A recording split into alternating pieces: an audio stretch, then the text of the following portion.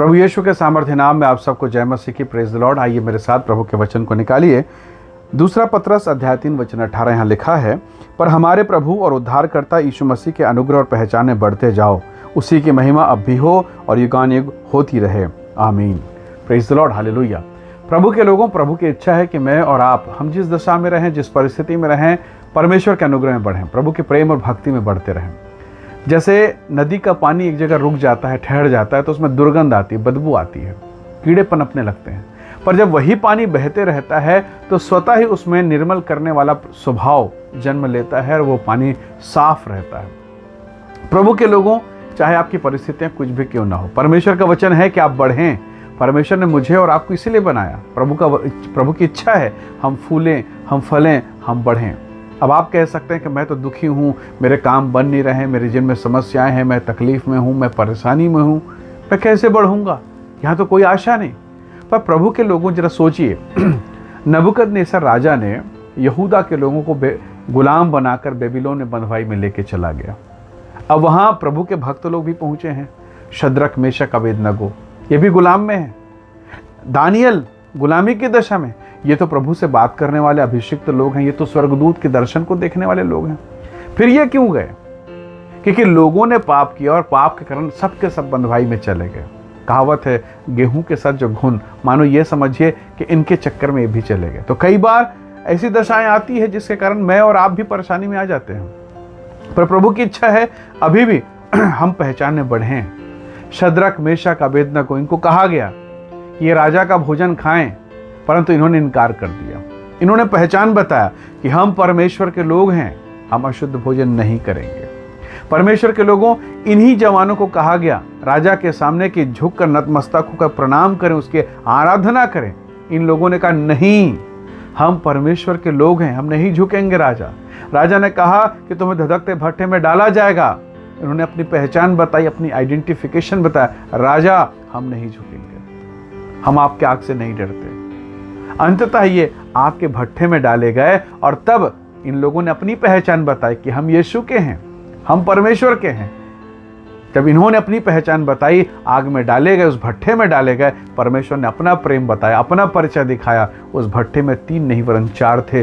स्वयं परमेश्वर मनुष्य के पुत्र के रूप में प्रकट हुआ। बाइबल कहती है, न मोजे झूल से, न उनके बाल, न उनके रोए झूल से, न जलने को उसमें कोई बदबू आई। Hallelujah, praise the lord. परमेश्वर के लोगों, उसी राज्य में दानियल भी है। अब दानियल और ये लोग दुखी तो नहीं हैं, हालांकि दुख है कि हम बंधुआई में हैं। ऐसा दुख सोचिए कि एक यहूदी के लिए परमेश्वर का मंदिर कितना इंपॉर्टेंट है।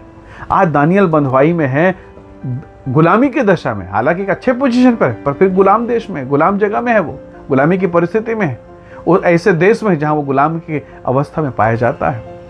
इतनी दुर्दशा कि उसने अपने घर के एक खिड़की को यरूशलेम की ओर खोल के रखा, उसी को खोल के यरूशलेम की तरफ खिड़की खोल के वो प्रार्थना करता था। कितना पीड़ादायक माहौल, कितनी विडंबना थी। परमेश्वर के लोगों, फिर भी वो प्रभु के काम में आनंदित है, प्रभु के भक्ति में आनंदित है, प्रभु के पहचान में है वो, और इसके कारण उसको सिंह के बीच में, सिंह के माथ में डाला गया, और तब भी वो मुकरा नहीं, प्रभु के साथ बना रहा। तो जब आप अनुग्रह में बढ़ते हैं, जब पहचान में, प्रभु के प्रेम में बढ़ते हैं, तो परमेश्वर भी आपके लिए रिस्क करेगा, आपके लिए रिस्क उठाएगा, आपको बचाएगा, आपको आशीषित करेगा, क्योंकि आप उसके पहचान में हैं। प्रभु के लोगों, उसी दानियल को ध्यान से सुने, उसी दानियल, उसी शद्रक, मेशक को देखकर राजा नबूकदनेस्सर, जो कभी इनको गुलाम बनाकर, यहूदा के लोगों गुलाम बनाकर बेबीलोन में लेके गया, घुटना टेक के कहता है कि दानियल का परमेश्वर महान है, इसी का परमेश्वर परमेश्वर है। हालेलुया। ये क्यों हुआ? क्योंकि ये लोग अपने ईमान पर बने हुए थे, ये लोग प्रभु के प्रेम में बने हुए थे, उसके पहचान में बने हुए थे। देश, माहौल और परिस्थिति देखकर अपना विश्वास से डगमगाए नहीं। कई बार आपके जीवन में परिस्थितियां आती है, समस्याएं आती है, और तब मन कहता है, लोग कहते हैं, परिस्थितियां कहती है कि बस अब रहने दे, हो गया, बस अब आके नहीं हो सकता। परंतु परमेश्वर का वचन कहता है, प्राण देने तक विश्वास योग्य रहना, मैं तुझे जीवन का मुकुट दूंगा। परमेश्वर के लोगों, जब मैं और आप परमेश्वर के लिए समर्पित होते हैं, परमेश्वर हमारे लिए काम करता है, हमारे लिए अनुग्रह प्रकट करता है। सोचिए, जब आप, प्रभु ने आपको बहुत कुछ दिया है, बहुत कुछ। जब आप सफ़र में जाते हैं, कभी गांव जाते हैं या कभी कहीं घूमने को जाते हैं, कितना सामान लेके जाते हैं। आपके घर में जितना भी सामान होगा ना, मुश्किल से उसका 10% लेके जाते हैं। क्या आप खाट, बिस्तर, पलंग, ये सारी चीज़ लेके जाएंगे? कुर्सी, टेबल? नहीं ना। एक छोटा सा बैग रखेंगे, बहुत ज़्यादा होगा 1 या 2, और उसमें आप सामान रखेंगे। कितने कपड़े, कितने जूते, कितने चप्पल आप लेके चलते? बहुत लिमिटेड। और इतने ही सामान से आप आराम से 2 दिन, 4 दिन, सप्ताह दिन बिता के आ जाते हैं, 15 दिन बिता के आ जाते हैं। फिर रोज कपड़े धो धो के पहनने में आपको बुरा नहीं लगता। पर प्रभु ने आपको बहुत कुछ दे के रखा आपके घर में। मेरे घर में प्रभु ने बहुत कुछ दे के रखा, हम सबको दिया। पर फिर भी ये मन है कि दुखी है, और मिल जाए, और मिल जाए। सोचिए, जो आज आपके पास है, मेरे पास है, बहुत लोगों के पास नहीं है। कई लोग जेल में है प्यारों, कई लोग बंदीगृह में हैं, कोई अस्पतालों में है। जो भोजन आज आपके पास, मेरे पास है, बहुतों के पास नहीं है, क्योंकि नाक में पाइप डाल के चावल का पानी, दाल का पानी छान करके उनके नाक पर, मुंह में डाला जा रहा है। ये दशा में वो लोग हैं। तो परमेश्वर का धन्यवाद कि आज आप और मैं सकुशल हैं। और यदि आज आपके कोई परिजन भी अस्पताल में हैं, तो इस बात के लिए आनंदित होइए कि आपने यीशु को जान लिया, उस उद्धार को जान लिया। ये शरीर में पीड़ा तकलीफ हैं, बेबीलोन में भी था, इन प्रभु के दासों के जेल में था, पर पीड़ा के समय में भी वो प्रभु के पहचाने बढ़ते रहे। और एक समय आया जब परमेश्वर ने उन्हें ऊंचा उठाकर खड़ा किया। वही प्रभु आपको भी ऊंचा उठाएगा। वही परमेश्वर आपकी भी इच्छाओं को पूरा करेगा। वही परमेश्वर अपनी सिद्ध महिमा को आपके जीवन में पूरा करेगा। कब? जब मैं और आप उसके पहचान में बने रहें, उसके पहचान में बने रहें। यिर्मयाह, यदि आप यिर्मयाह के पुस्तक उसके 25वें अध्याय को, उसके 5 और 6 पद को पढ़िएगा, भविष्यवाणी करके, नबूवत करके उन गुलाम, उस देश में जो गुलाम लोग थे, उनको कहा कि आनंदित हो जाओ, मगन हो जाओ, शादी ब्याह करो, अपनी बेटियों का ब्याह करो, अपने बेटों का ब्याह करो, आनंदित रहो और प्रभु में मगन रहो, बढ़ते चले जाओ। आप गुलामी में रहें तो खाना खाना बंद मत कीजिए। जब आप गुलामी में रहें तो दुआ करना, प्रार्थना करना, उपवास करना बंद मत कीजिए। आनंदित रहिए प्रभु में, जिस भी परिस्थिति में आनंदित रहे। चाहे सामने सिंह बैठा है, दानियल तो आनंदित था, प्रभु के प्रेम में बना हुआ था। दानियल के सामने उस सिंह को चुप होना पड़ा। आपके सामने परिस्थिति खड़े हुई है, लोग खड़े हैं, प्रभु को देखिए।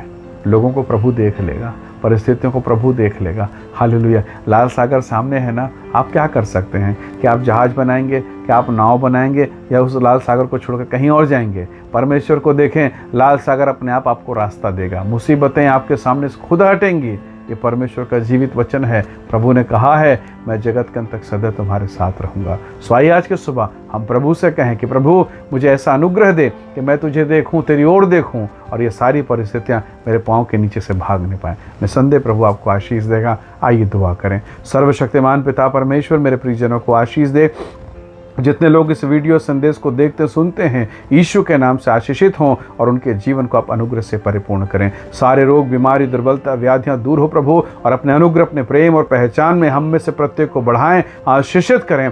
गुलामी में, पीड़ा में हम बहुतों के लिए आशीष का कारण होने पाएं। प्रभु सहायता करें, आशीष दें। प्रभु यीशु के नाम से मांगते हैं, आमीन, आमीन। प्रभु आप सबको बहुत ऐसे आशीष दे। बहुत धन्यवाद। जय मसीह की। Praise the Lord.